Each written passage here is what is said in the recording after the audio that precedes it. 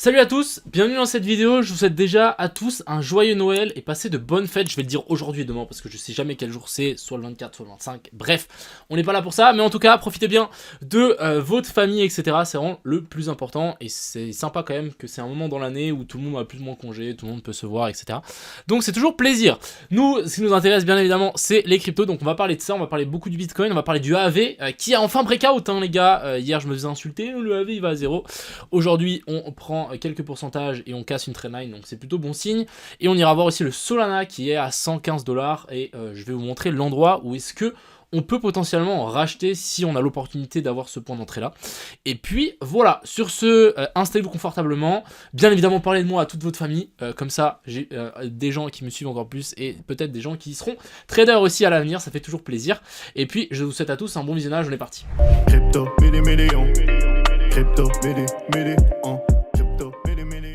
Alors, avant toute chose, on va passer directement sur ces fundings qui sont plus ou moins dans le rouge. On est à 2 fois supérieur à la norme, c'est pas grave. En soi, on est en train de faire un petit range ici sur le Bitcoin. Donc voilà, on a des liquidités à mon avis qui doivent arriver ici en dessous et ici au-dessus. Donc c'est normal qu'on ait un petit peu de funding dans le rouge. Donc déjà plus de long que de short. Donc c'est pour ça que je vais vous montrer que le Bitcoin est plutôt haussier et que si on est plutôt haussier, on veut rect les gens qui long avant de partir. Donc pourquoi pas faire un petit pullback. Ensuite, on va parler de l'open interest et des funding. Donc déjà l'open interest qui n'a pas fait grand chose. Hein. Vraiment, on est en train de latéraliser, stagner. C'est Noël, les gens ne sont pas forcément devant les écrans à part moi. Donc bon, pas grand chose à dire sur ce graphique là. Ça reste plutôt mou pour le coup. Ensuite, si on parle ici du côté du BTC, pour moi on a une trendline qui est assez intéressante, c'est celle-ci. Je pense qu'on peut même faire une parallèle à ça. Alors, pour vous indiquer en fait qu'on a toute cette zone ici, si vous voulez, si on prend les clôtures. Donc en gros, ici, on veut à mon avis potentiellement un pullback. On a une zone de fair value gap ici en 4 heures qui est pour moi intéressante et même super intéressante sur la zone des 42 670, c'est exactement cette zone là et je pense que si maintenant on veut faire un move vers le haut, ce que je pense qu'il va arriver, on viendra faire d'abord une petite mèche de liquidation ici en dessous pour nous faire accumulation ici, donc on accumule, on fait le mouvement de manipulation au sud, on piège les shorts et on recte les longues, et ensuite ici on part assez violemment et on vient chercher, je sais pas, la zone des 48 000, 52 000. On a l'ETF qui arrive début janvier, il va sans doute être accepté, on risque d'avoir un petit pump, pas un petit pump, mais on risque d'avoir un pump au moment où il est accepté parce que ça sera la news qui sort. Par contre, est-ce qu'après on va avoir un sell the news? Ça c'est une autre question, c'est quelque chose qui va être assez compliqué à noter. Est-ce que l'ETF va permettre à beaucoup d'acteurs d'investir dans le Bitcoin, du coup le cours va continuer à monter, ou est-ce que tout simplement tous les gens ont anticipé l'ETF, ils ont acheté pendant tout ce rallye là, et une fois que la news elle sort, qu'est-ce qu'on a? On a le petit dernier rallye et ensuite ici on corrige assez fort, donc c'est quelque chose qui est aussi faisable. J'ai pas forcément envie de m'avancer là-dessus parce que j'ai presque l'impression que c'est du pile ou face. On verra bien comment ça réagit sur le moment. Du côté de l'Ethereum, plutôt assez intéressant. On a commencé ici une petite structure baissière.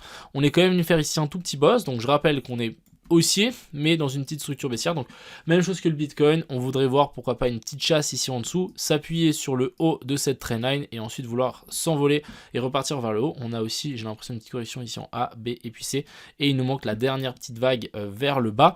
Ce qui peut être aussi assez intéressant, c'est de tirer un Fibo de cette zone là, viser pourquoi pas la zone des 0,5 et 0,618 sur la zone des 2100. Ça pourrait être une zone excellente pour l'Ethereum. Alors je vous dis direct, si vraiment on a cette mèche de liquidation ici en dessous et qu'on réintègre, moi je vais long l'Ethereum comme jamais. Pour moi, au moment où l'ETF va être accepté sur le Bitcoin, il y a beaucoup d'argent qui va rotate sur l'Ethereum, étant donné que l'Ethereum va aussi avoir son ETF spot qui va sans doute être accepté, mais c'est pas tout de suite, c'est dans quelques mois. Donc on va peut-être se retrouver à refaire la même chose que ce qu'on a fait sur le Bitcoin sur l'Ethereum, et du coup c'est pour ça que si vous voulez investir, achetez de l'Ethereum. Si vous avez des Bitcoins, je commencerai à en passer un petit peu sur l'Ethereum parce que ça peut vraiment, il est vraiment en retard en fait comparé au Bitcoin. Voilà un petit peu pour ces deux-là, pas grand-chose, hein, on stagne un petit peu, c'est les vacances, c'est normal. Je pense qu'il y aura aussi un rallye début de l'année prochaine, comme on a très souvent. Dites-moi aussi si vous voulez une vidéo des top crypto-monnaies avec les meilleurs graphiques.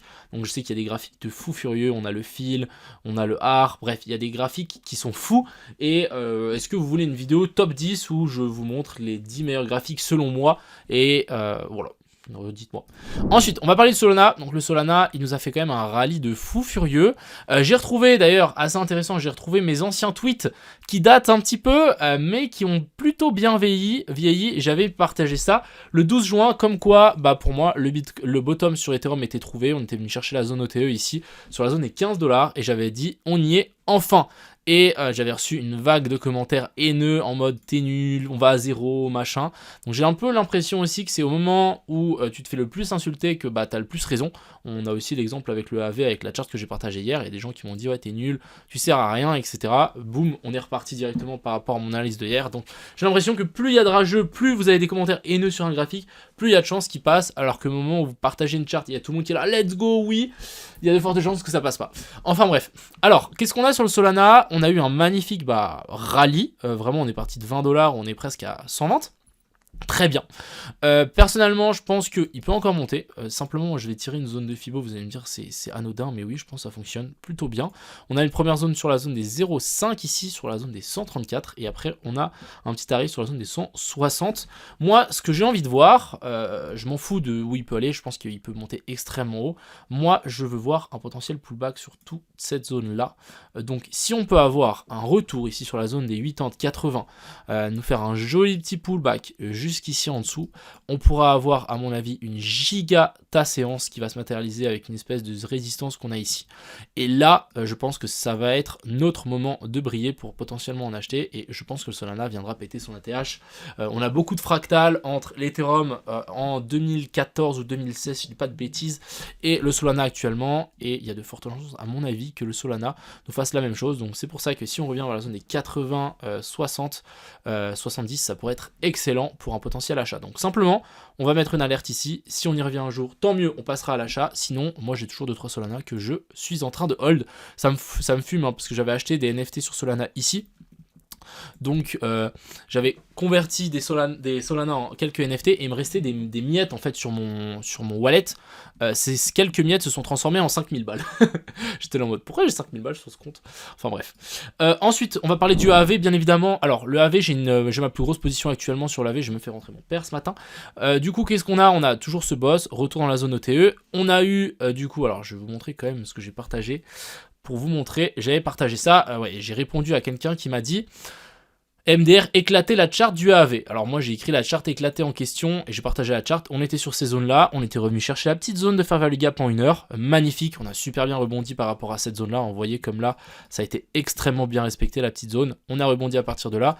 On a cassé la trendline, on a fait un petit pullback dessus et normalement on devrait s'envoler bien plus haut. Je pense que le AAV va pouvoir s'envoler très loin. Vous voyez ici comme on est en train de latéraliser sur le haut du range, on nous manque cette zone ici exponentielle. Mon objectif c'est clairement de monter jusqu'à 300 balles, donc on va patienter. Je peux peut-être vous montrer d'autres cryptos qui ont vraiment déjà fait ce pump, le WU, ouais par exemple, et je pense que en fait, si vous voulez, le AV, on est dans cette phase ici d'accumulation tranquille et qu'au moment où ça va partir, ça risque de partir très fort.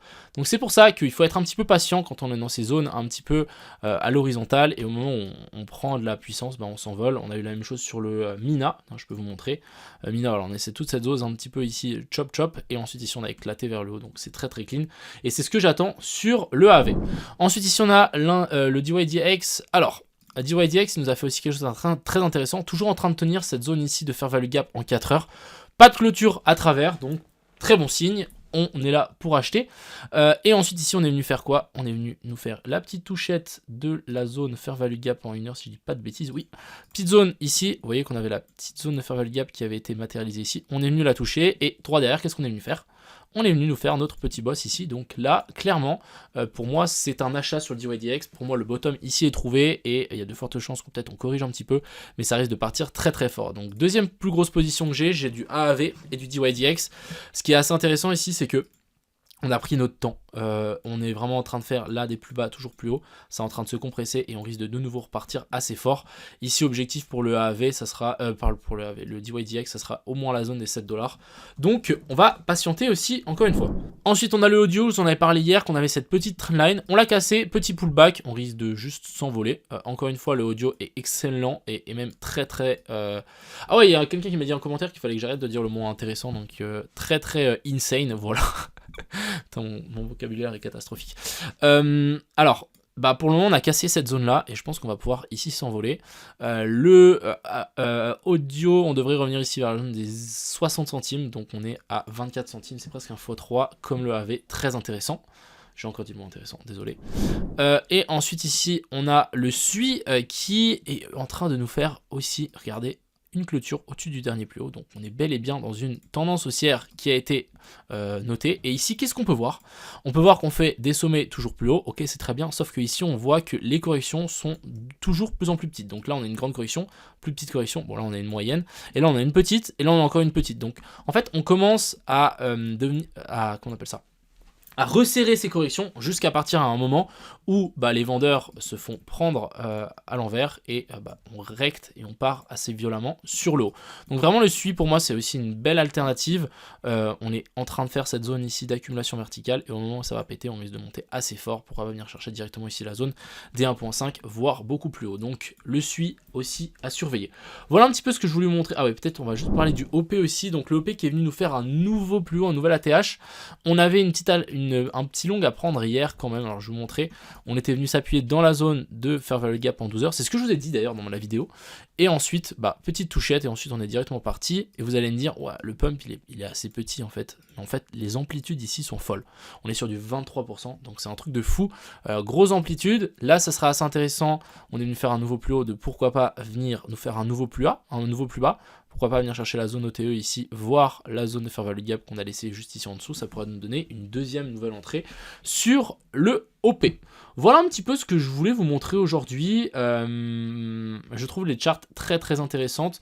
Par contre le AV les gars, je pense qu'il faudra vraiment le hold. Moi je vais vraiment hold ma position. Mon objectif c'est vraiment de toucher les 300 $. Et ensuite on avisera DYDX aussi. Et puis voilà c'est tout. Attendez-vous à pourquoi pas toujours un petit flash crash avant de vraiment de nouveau pousser sur le Bitcoin. En fait je serais clairement étonné qu'on parte sans. C'est aussi quelque chose de faisable. Mais voilà, si on peut pas nous faire un truc comme ça serait vraiment super clean. Et bien évidemment la même chose pour l'Ethereum. On veut pourquoi pas une petite chute ici vers le bas pour ensuite continuer la hausse. Voilà un petit peu c'était tout pour cette vidéo. J'espère que elle vous a plu. Passez un maximum de temps avec votre famille. Profitez bien des fêtes, ne buvez pas trop, voilà, c'est dit. Et je vous souhaite à tous de joyeuses fêtes. C'était Crypto Mignon, ciao.